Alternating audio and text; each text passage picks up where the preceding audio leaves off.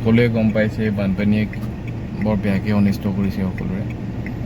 আমাৰো অলপ অনিষ্ট কৰিলে। নাজিৰাত আমাৰ দাউতিকালে নাই ক্লিনিকতো পানী সোমাইছিলে, কিন্তু নিজৰ কথা বাদ দিলোঁ। এতিয়া বহুতৰ জীৱনে শেষ হৈ গৈছে, সেইখিনি বহুত দুখ লগা। বিশেষকৈ এতিয়া আজি ওলাইছোঁ গড়িহাগত নৱনিৰ্মিত অৱস্থাত থকা বিনায়ক হোটেলত।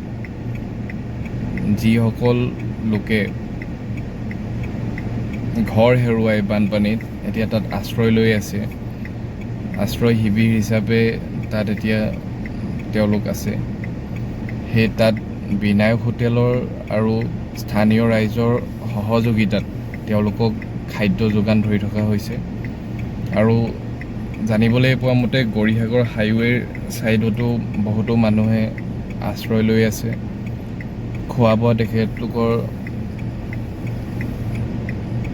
বিশেষকৈ অসুবিধা নহ'বলৈ তেওঁলোকে যিটো প্ৰচেষ্টা লৈছে সেইটো প্ৰশংসনীয়। সেইবাবে আজি ময়ো ওলালোঁ তালৈ। আজি তাত যাম, অলপ সহযোগিতা মোৰ ফালৰ পৰাও কৰিম। আৰু বিশেষকৈ মই আহ্বান জনাইছোঁ আপোনালোকক, যিসকলে পাৰে তেওঁলোকৰ এই মহান পদক্ষেপটোত সহযোগিতা আগবঢ়াওক, যাতে কোনো লোকে নোখোৱা নোবোৱাকৈ শাস্তিত এই দিনকেইটা যাতে পাৰ কৰিবলগীয়া নহয়। বানাক্ৰান্তসকলৰ বাবে খাদ্য ৰান্ধিবলৈ কিছুমান বস্তু লৈ ল'লোঁ।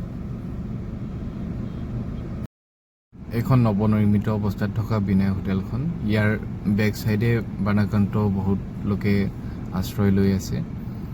আপোনালোক ইয়ালৈ আহি তেওঁলোকক সহায় সহযোগিতা আগবঢ়াব পাৰে।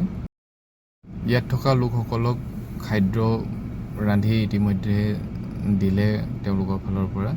আৰু এতিয়া খাদ্য যিবিলাক ৰান্ধি থৈছে আমি সেইবিলাক ৰাস্তাত থকা সকলক দিবলৈ যাম।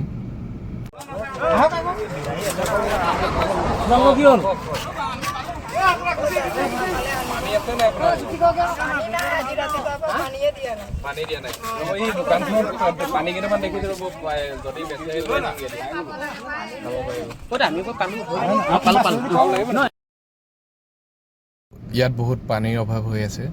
আপোনালোকে যদি পাৰে পানী লৈ আহিব। কোনোমতে এখন দোকানত পানী পালোঁ বিচাৰি, তাৰ পৰা আনি এওঁলোকক যোগান ধৰিলোঁ।